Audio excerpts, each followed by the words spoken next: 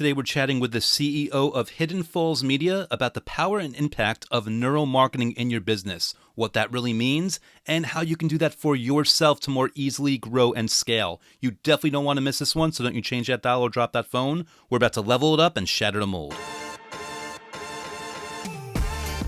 Question. In a world where groupthink is the norm, others want what you've earned, and thinking for yourself will get a target painted on your back, how do you flip the script and level up your business, your money, relationships, your health, your status, and your life? That is the question, and this podcast will give you the answers. My name is Andrew S. Kaplan, and it's time to shatter the mold. Welcome to another episode of Shatter the Mold. Andrew S. Kaplan, really excited to be here with you today.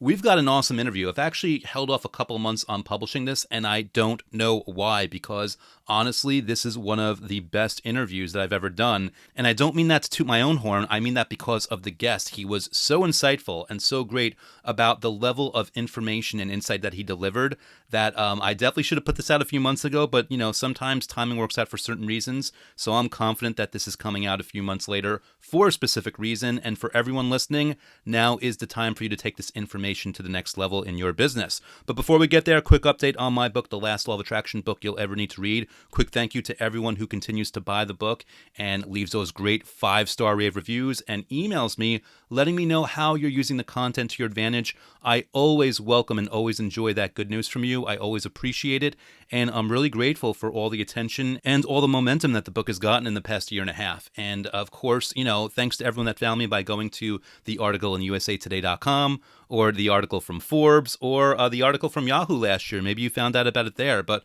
however you found out about it, whether it was through a friend, through an article, through a podcast interview, I am grateful for you. And for anyone that has not checked out the book and wants to see what the hype is all about, including those 1,600 plus 5-star rave reviews on Amazon, you can feel free to go to lastlawofattractionbook.com, which will auto forward you to the Amazon listing. You can get it in Kindle or paperback or audiobook. But if you don't want to pull out your wallet for any reason, that's okay. You can feel free to check out the YouTube channel that is devoted to the book by going to youtube.com/AndrewCap, where I teach new methods. I have interviews with law of attraction experts. I answer key questions and a few other surprises as well. But with that said, let's get straight to today's interview. I'm going to switch up mics and we're going to start our conversation with Alex.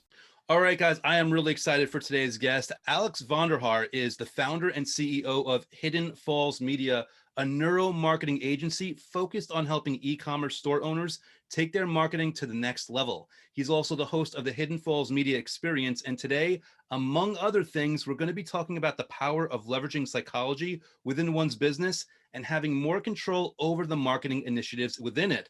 I'm sure Alex has a lot to say on the matter. I'm sure he's got a lot of other interesting things. So without any further ado, Shatter the Mold warmly welcomes Alex Vonderhaar. Alex, thank you so much for being here, my friend. Welcome to Shatter the Mold.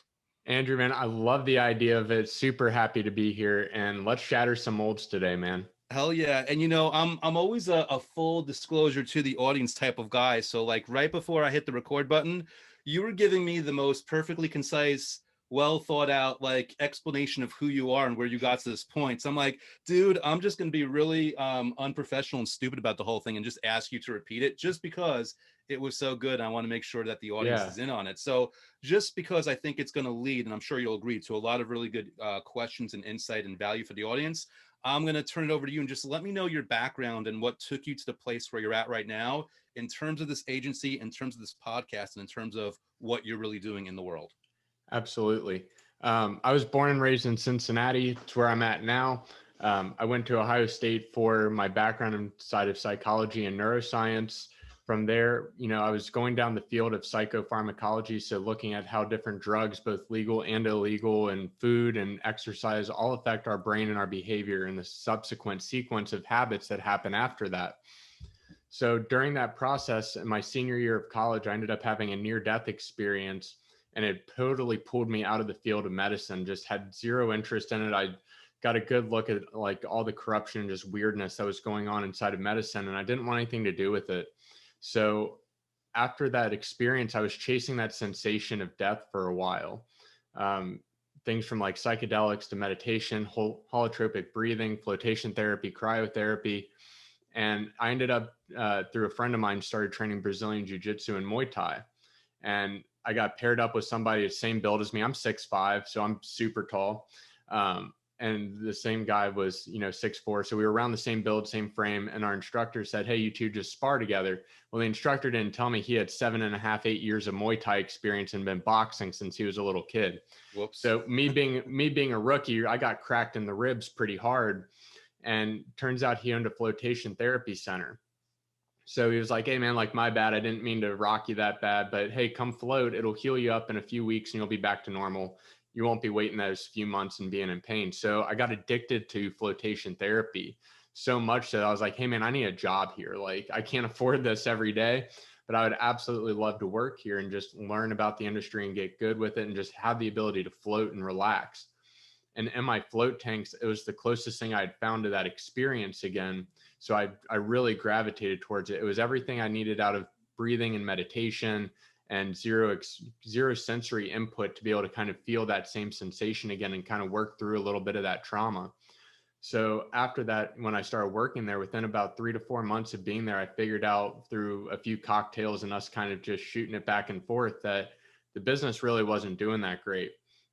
There was a lot of debt. There was, collection calls coming in.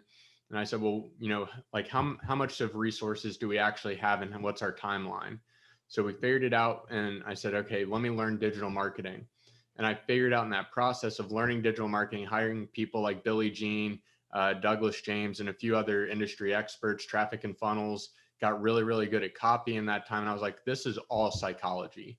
At the end of the day, like it goes back to habit formation. It goes back to understanding the internal triggers of a person and how that relates to the way we tell story and the stories we tell to ourselves in that process too, right? And especially with the law of attraction, I know you and your audience have to be familiar with the stories we tell to ourselves end up becoming our realities. Mm-hmm. So with that, I really started to get deep into marketing and to how this really works.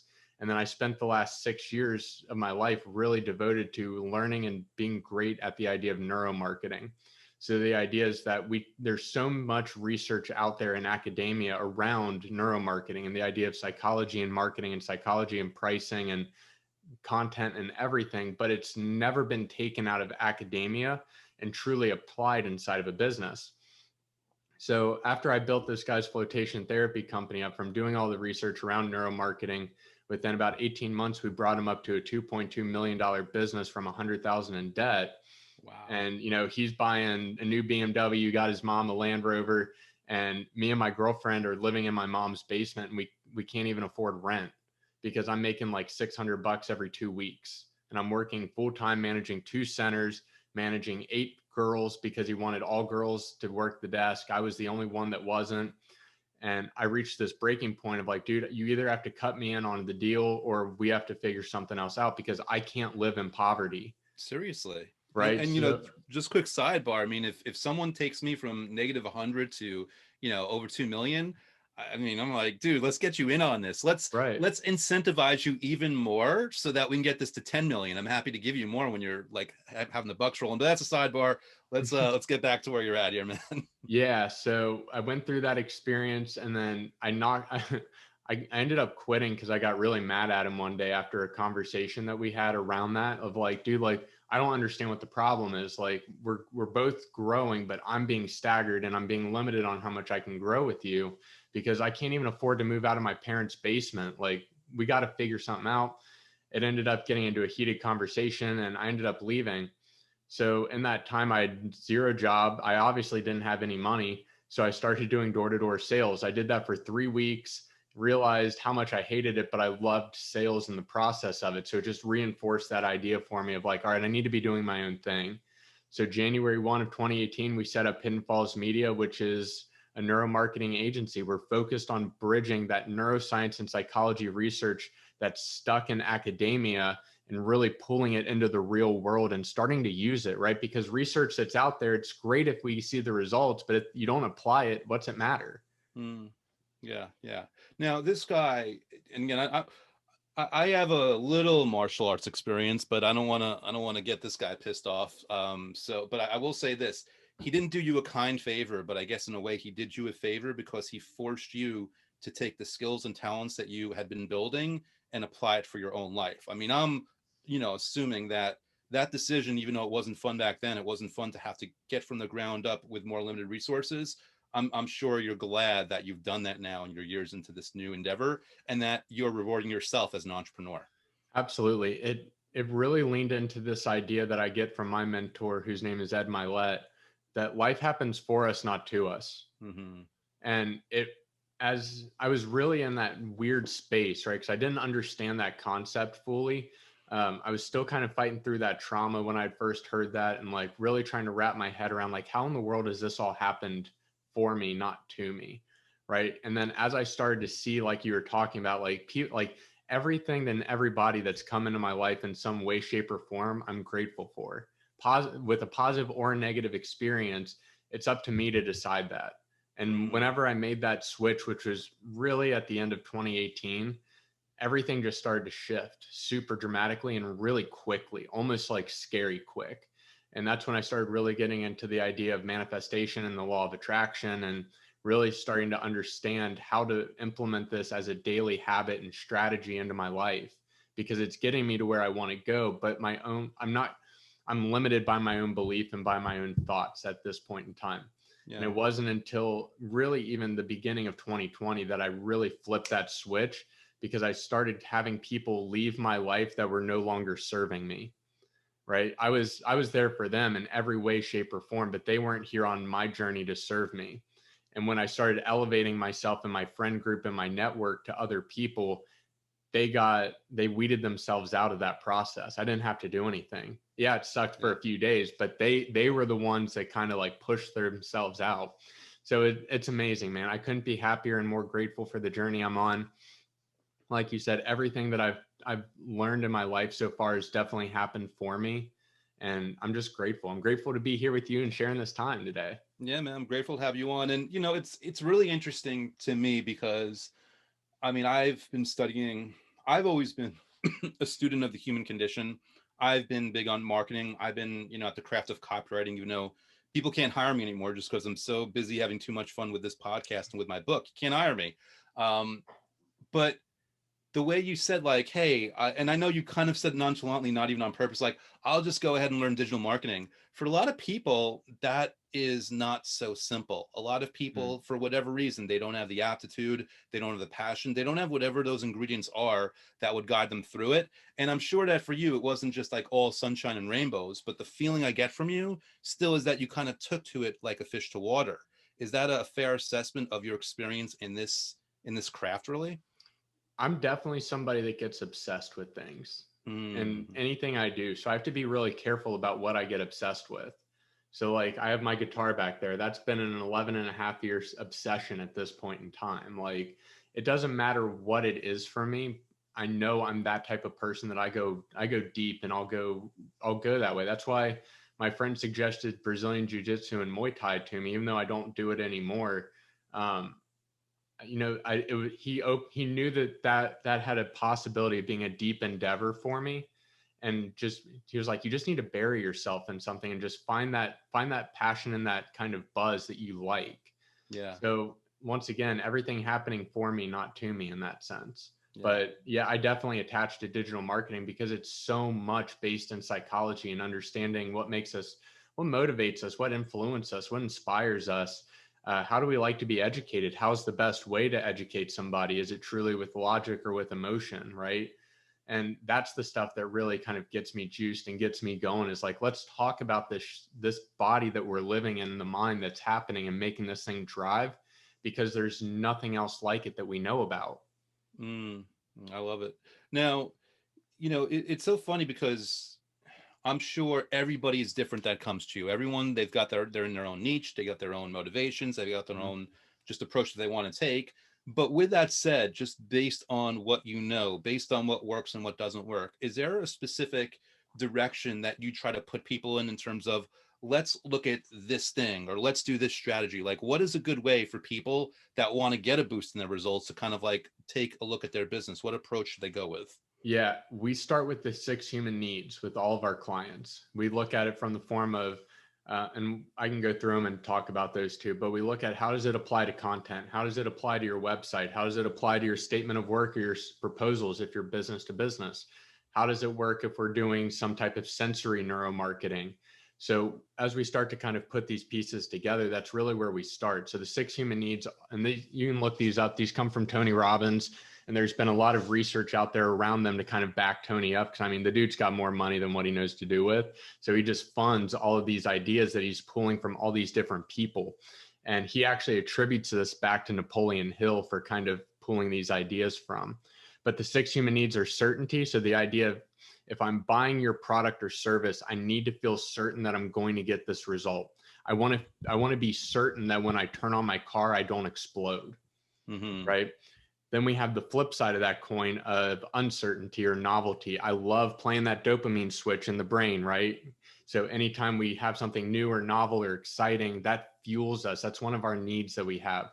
It's why e-commerce stores that are clothing based will put out so many different trends of clothes, because they know their customers love to pull that type of dopamine switch.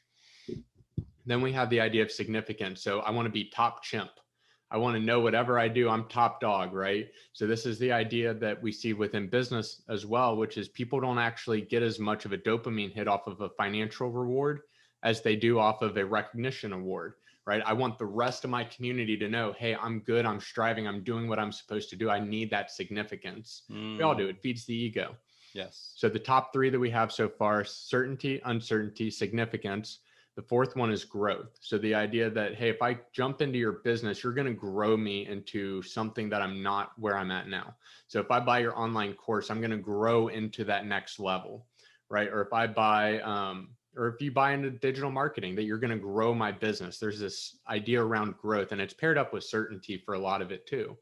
And what we'll find is that it's not just one of them. And we'll get into how we can kind of stack them and do everything else with it too. So we have certainty, uncertainty, significance, growth, contribution. Because we're social animals, we love to contribute with one another. And we love to have this idea of like a mission-driven business from people. Tom's, right? Warby Parker, people that, you buy a pair, we donate a pair, right? That whole model is all built around the idea of contribution. We're giving back to something or to a higher power that's bigger than ourselves. Then the last one is love and belonging. We all love to feel part of a tribe, right? Especially with your audience on YouTube. They love the fact and how you've cultivated that tribe and that belonging space. And it's very precious. So understanding that these are the 6 human needs, just like in a personality, we all have a wide range of personality, and any one of those can shine at a given time. But there's always a few that typically drive us. Right? We're always either, we're primarily laid back, but if somebody steps on our toe or, somebody hits our car, we can flip that switch and we can become that angry person really fast. Just like there's angry people that can flip that switch and go down regulate into a peaceful state sometimes too, right? Just because it's part of our personality or part of one of our needs that we have, some drive us more than others. So when people hire us from a neuromarketing perspective, that's the first thing we look at. Is out of those 6, what are they really coming to you for and why? And are you actually talking to them on all their platforms to fulfill the need? So does my website fulfill all 6 of those needs? Does my offer, does my product, does my service? And if it's not fueling all 6 of them, that's great. But what can we do to make that happen? Because you may come to me for the idea of a tribe. Hey, he's got this amazing community online, but I really don't care that much about growth. I just want the tribe. I want that community and that connection. Somebody else may come to me for certainty. They want the results. They want the testimonials. They want to know with 100% certainty, this is absolutely going to work. So that's where we start. We start with understanding those and how are you currently using them and what can we do to really boost and solidify and fortify those ideas in your marketing. Wow. So part of this is really, if I'm understanding correctly, you've got to, if possible, if you are going to, substitute one or two of the needs in what you're doing, you have to understand your audience and have an inkling of which of these needs are really aligned with who they are, and again, you've got people that they want to do marketing. You've got people that want to be musicians. You've got people that want to do all these different things. It sounds to me like it's really on the business owner, and you help them with this, about assessing, really psychologically assessing what their market is like. And I'm also going to assume that a lot of people don't know, and that they might test out a need in a new campaign that you work with them on, and then they're shocked by the results because they added a sentence or they they flipped their offer to enhance one of those other needs. Wow. Absolutely. So typically how we start testing that is we do it organically first, because why pay for a test if you can do it for free with your audience? So we'll run those and we'll say, okay, so once a week we'll go through each of the human needs, right? So if you're going to post once a day, which is standard, and honestly, people don't even hit once a day for the most part, but they should, right? Especially if you have a business. So in your business, let's say you post Monday through Saturday and you take Sunday off. That's 6 days. We have 6 needs. Run through each one of them throughout the day, just shuffle them up throughout the week. So that way you can get a little bit of better testing and understanding, hey, is it just the day and the time that I'm posting, or is it actually the content that I'm talking about? And then we can start to see over a month, over 2 months, over 3 months, if you want to get a jump start, really looking at, hey, these are the needs that I see highlighted the most based off of our analytics. Let the data tell us what they're coming to us for, instead of just assuming, hey, they're coming to me for love and belonging. Right? For all we know, they may tell you they're coming to you for love and belonging, but they're coming to you for significance. Mm. But the content will really start to dictate that for us, right? So for me, I see it a lot. People will come to me for the idea of growth, right? But what they're really coming to me for is the idea of certainty. Right, right, which makes sense. I mean, you know, you're helping them with their marketing. Of course, they better want certainty, right? Right. I love it. So this is really, it's very intriguing, and just because I think, I mean, I don't know what your client base is like, but I imagine there's certain people that are resistant in the sense that, like, wait, Alex, you're telling me I've got to like do 6 days and blah blah, and I think they're missing the point. Like, guess what? Once you solve this, you still got to do this every day anyway. So you might as well make sure that you do have a content solution in place that you can do this throughout, regardless of what we figure out. And I imagine, like, once people really understand that, that's when they take off, because then they're really finally willing to actually test this, and then they Right. get the information and data back and they can do something about it. Absolutely. And it's exactly what that is. It's testing. It's putting the ego, it's putting that significance aside for a second, that top chimp status, right? Mm, And saying, I've got to learn this, because if I don't, my competition is going to, and they're going to outpace me. mm, I love it. Got it. So based on, again, you've been doing this for a couple of years now, based on your clientele, like, what's the number one mistake that you keep noticing people making that's easy to fix if only they can look in the mirror and see that they're doing it? Stop running your social media accounts like a classified ad. Hmm. Got it. Can you talk a little more about that? Like, what Yeah. would a post look like? How are they running it that it looks like that, and what can they do instead?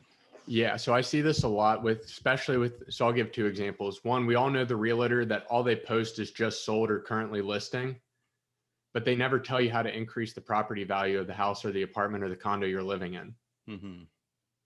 Right. There's no Mm, education. There's no fun engagement. I could care two shits if you sold somebody a house that's on the other side of town from me that has nothing to do with my direct market. I don't care. Your got it. audience doesn't care. You're running it like a classified ad, or like if you're a pizza shop or a restaurant and all you post is, hey, here's a picture of our chicken tikka masala from an Indian restaurant, right? It's $14.99 special available today. I don't care. You don't care. It's great if I'm looking for something real fast at lunchtime, but most of the time they're not posting at lunch. They're posting at 8 a.m. or 11 p.m. when they're done with their day. Mm-hmm. Tell me about the process. Tell me about the chef. Tell me about why you started. Tell me about the ingredients that you use. Show me the process of you making the rice or making the curry or making the naan in the tandoori oven. There's so many cool elements that go into a kitchen that you could explore and go with, instead of just showing me the final product and putting a price sign on it. Yeah. And correct me if I'm wrong. You also, mixed up by telling me a story about, someone that wanted to do a dinner party and they were in a bind, how you got them out of it and how great it was for everybody and how much fun Yeah. you ended up having. It's getting back to the root of good storytelling. Mm-hmm.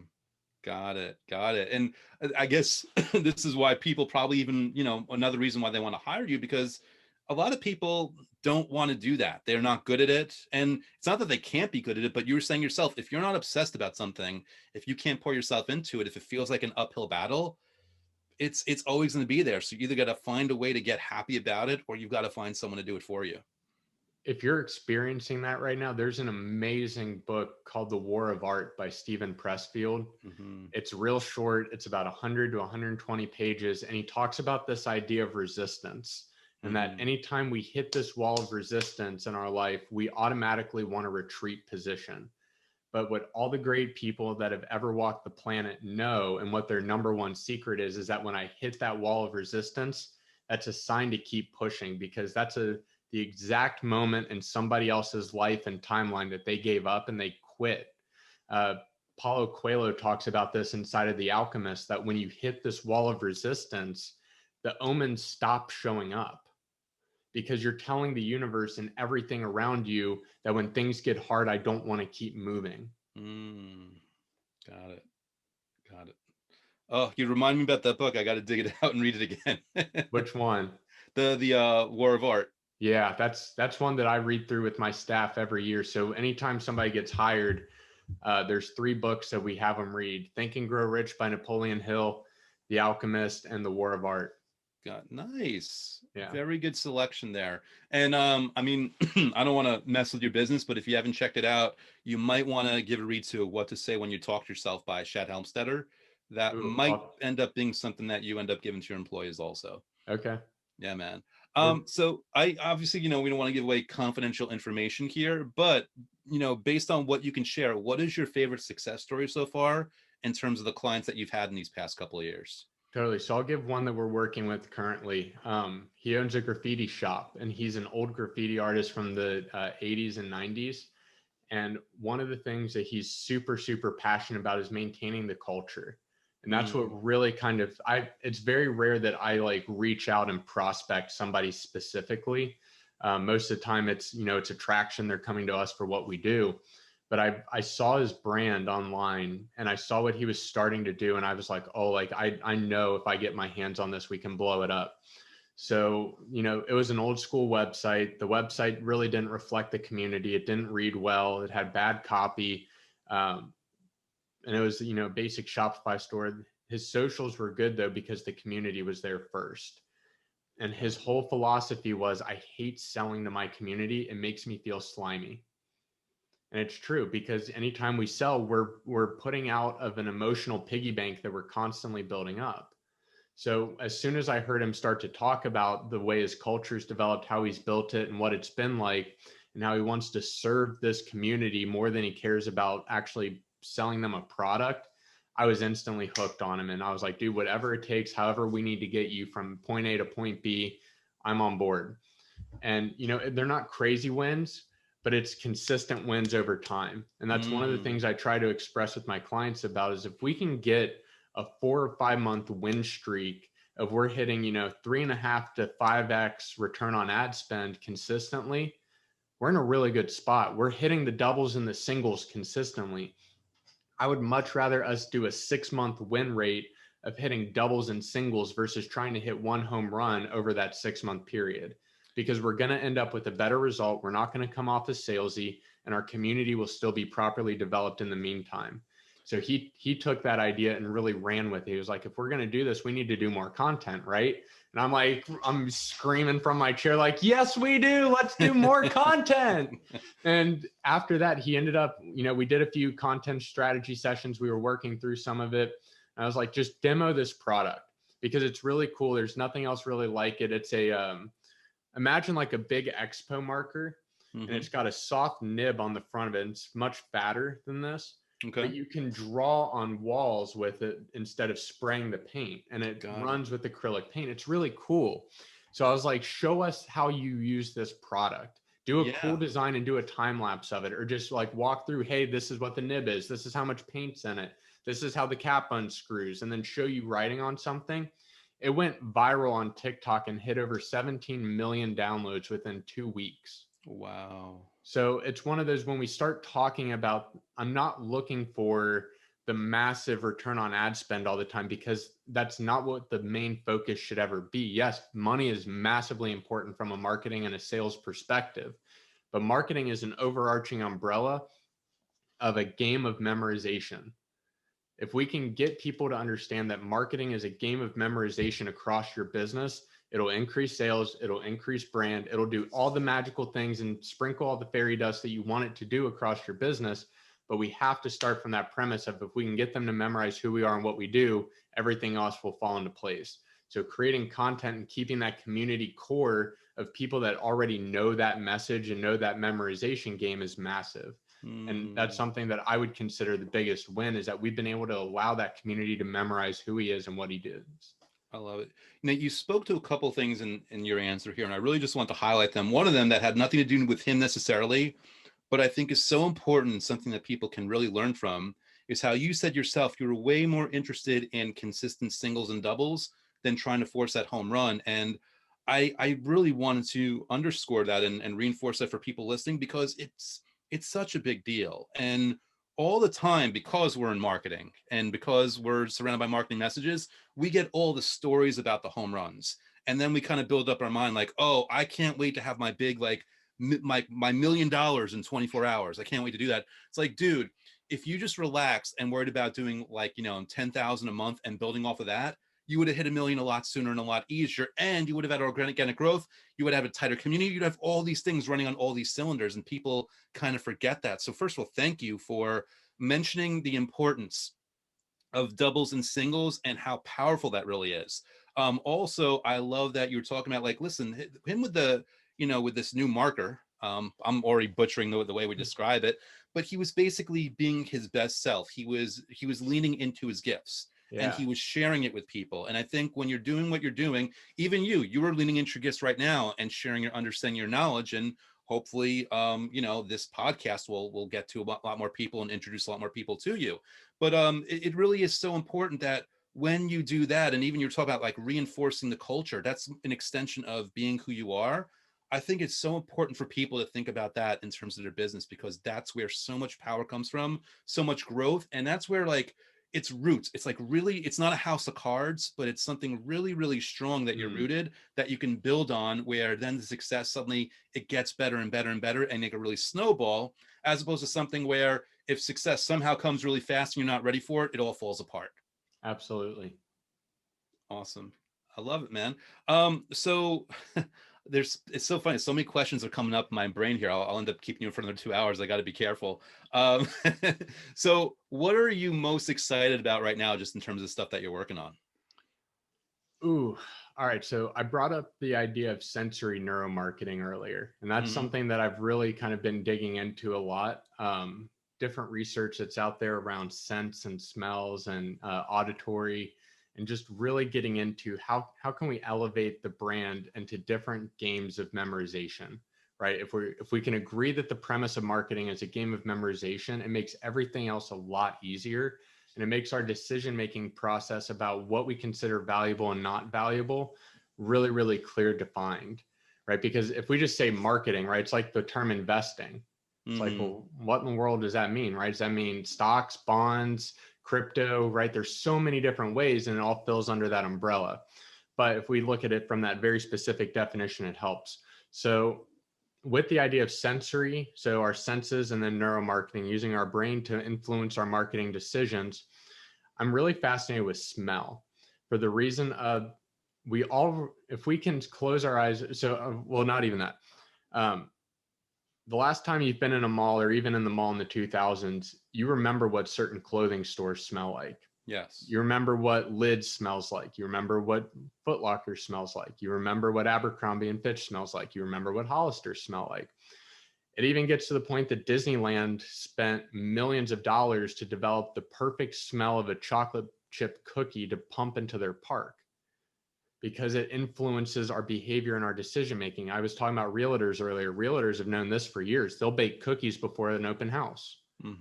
Because the smell and the sensation drives our emotion a lot more than anything else. They estimate a lot that almost 75 to 80% of our emotions are dictated by smell, which is really kind of interesting when you start thinking about, well, okay, what does my brand smell like, right? If I have an e-commerce business, which is what we work a lot with, they ship inside of Mylar bags, right? Or plastic bags.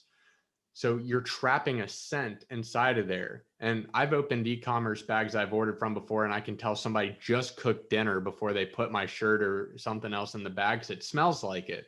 And I'm instantly turned off from the brand.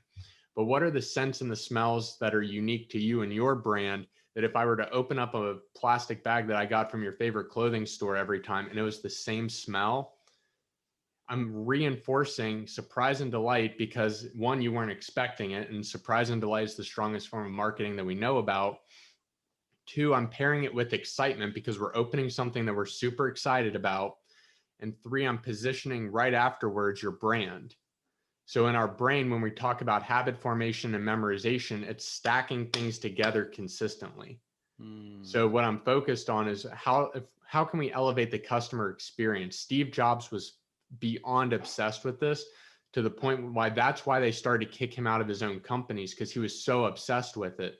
They spent crazy buku money just on how long it takes for the box to open from Apple, any of the Apple products. They all have a 3 to 4 second drag on them, depending on how much force you use. But even if you used a lot of force, it's still going to take 3 to 4 seconds. Wow. I did Because not know that. it's very specific to their brand, right? The smell, the peel back of the film across the iPhone is very specific to that brand. You can get it with other ones, but it's not quite the same. And that's when we start looking at how do you elevate out of just that quick solopreneur realm into a sustainable long-term brand. Your brand has to be smashable. So if we put a pineapple, if your brand was a pineapple and I hit it with a sledgehammer and it flew into 500 pieces, could I pick it up and still identify, even though it's only one chunk of it, that this is a pineapple? If we did that with Apple's products, their videos, their ads, all their marketing, all their products, you'd be able to tell. So that's what I'm focused on with a lot of my e-commerce brands, is how do we, 1, make you smashable, but 2, make your marketing stink from the perspective of what's the smell. When I was working with the Float Center, we had multiple locations. So I have the same essential oil being diffused in every location because I wanted to control the smell of it. I wanted to control what that was, because then I could trigger that smell later on. So we would send thank you cards and boxes. On the thank you card, we would take the essential oil and roll it across the back, because then they would touch it with their hands and then they would smell the peppermint oil. And it would smell nice and light and refreshing, right? And then anytime they went to a different center, it still had the same emotional response, because so much of our emotion and memory is dictated by smell. This is very intriguing. And it's so what's interesting to me, Alex, is like I kind of know this, but I've never had it articulated back to me before like you just did. And I think it's important because sometimes we think we know stuff, but we're not actually implementing it. We're not actually doing it. Sure. And I think you gave a really wonderful explanation about how this can be done when you have a physical product, but also you can think about being smashable, and you can think about sense, I believe, if it's not physical. Like obviously my book comes in the mail. It's like however Amazon made that book, it's going to smell how it's going to smell. But by that same token, people that get the Kindle version, is there a smell? Well, there is one meditation in there that people hear where I talk about the ocean. So I wonder if that's even on a subconscious level reaching their brain where the brand is associated with that. Or if I start putting out videos on YouTube about meditations, the last one I did, I called it the rainforest. If I do like a pine forest one, I reinforce that I imagine people are going to be thinking about that. And, you know, to your point about Smashable, not that it's the most, you know, dramatic or brilliant thing in the world, but I'm very intentional about always wearing hats in the same style, because if you're scrolling through YouTube and you see the small thumbnail, that's Andrew. That's why I do it. Like, I mean, you know, I did one video in my YouTube thing without my hat just because I knew people were going to be wondering and asking me. It's like, all right, here's one video without the hat, just so you know what I look like, to, you know, get the curiosity out of the way. But for the most part, I want that thumbnail always appearing that way so that people know me. So thank you for putting words to that in a brand new way that I'd never thought of before. Yeah, absolutely. You know, on that idea, if you did, so let's say you were super consistent with the theme of ocean meditations. Seawater is one of the top 3 smells that they tried out inside of the in bars in Miami. Now, location has something to do with it because you're in Miami, right? And you're right next to the ocean.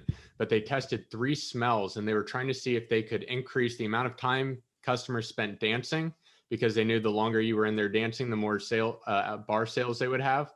And then the other part of it was, what would you remember going to that bar even after you were hungover? So even after you've been inhibited and all the GABA's kind of flowing around inside the brain and it's kind of all over the place and you feel that weird grogginess in the next morning, that's a lack of GABA and your brain trying to reset itself.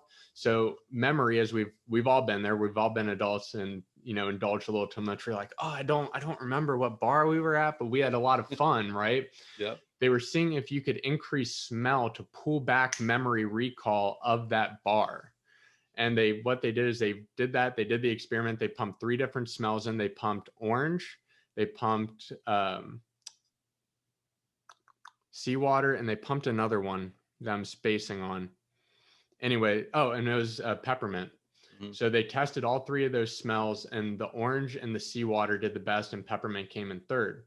So if you're doing those seawater meditation or ocean meditations, if you send a thank you package, or if you have like a branded package that you sent them in the mail, could you incorporate a candle that smelled like seawater?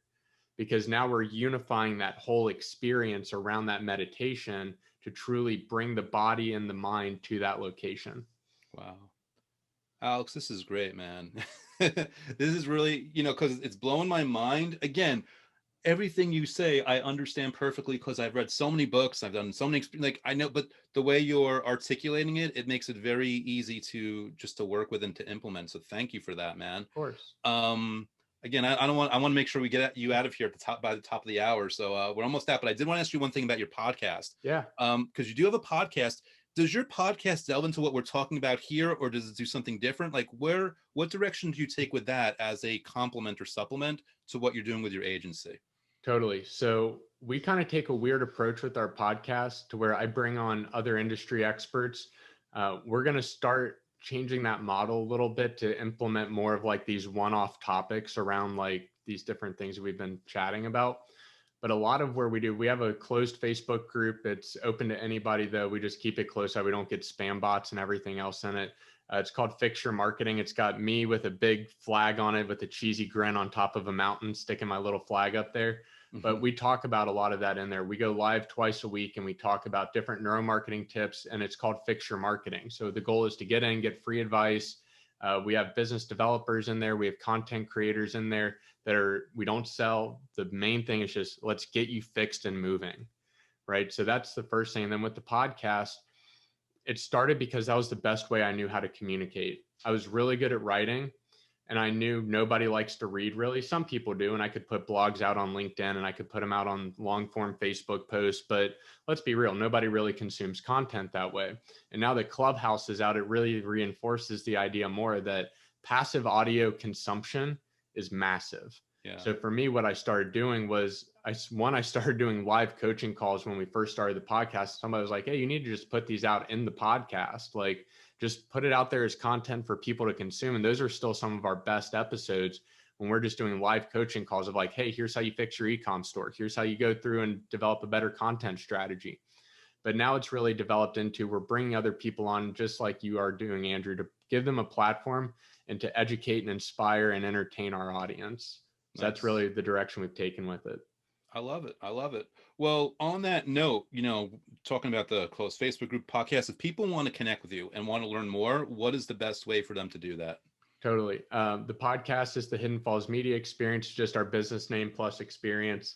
And then the Facebook group is Fix Your Marketing. Like I said, it's got a real cartoon, cheesy image of me standing on top of a mountain, putting our flag in. It's bright blue. You can't miss it. But outside of that, at alex.vonderhaar on Instagram is the best place to reach me through DM.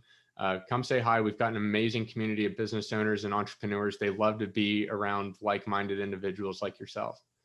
Awesome. I love it, man. And I'll make sure that I'm going to put those links up in the main page for shatterthemoldpodcast.com. And of course, when I upload this to the Shatter the Mold YouTube, I'll put that in the description also.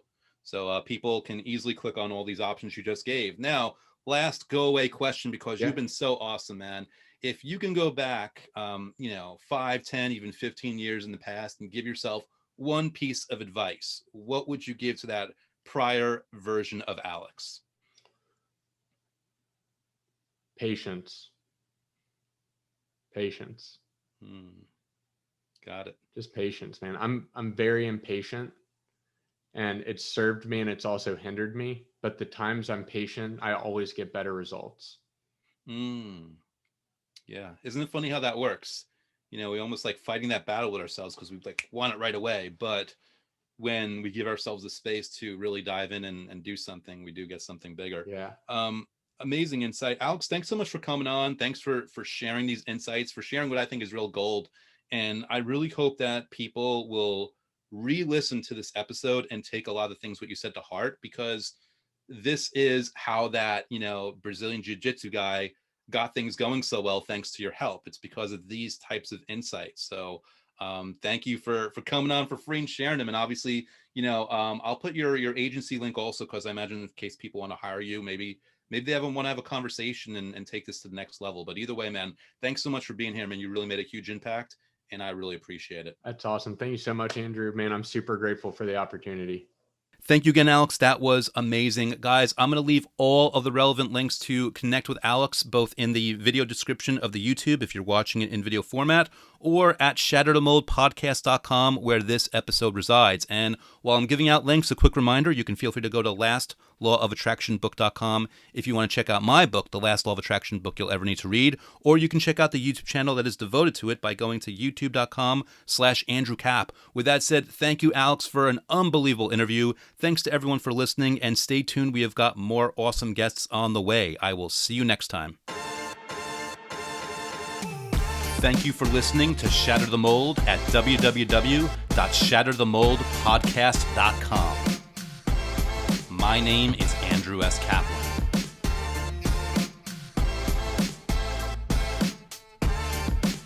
My name is Andrew S. Kaplan, and it's time to shatter the mold.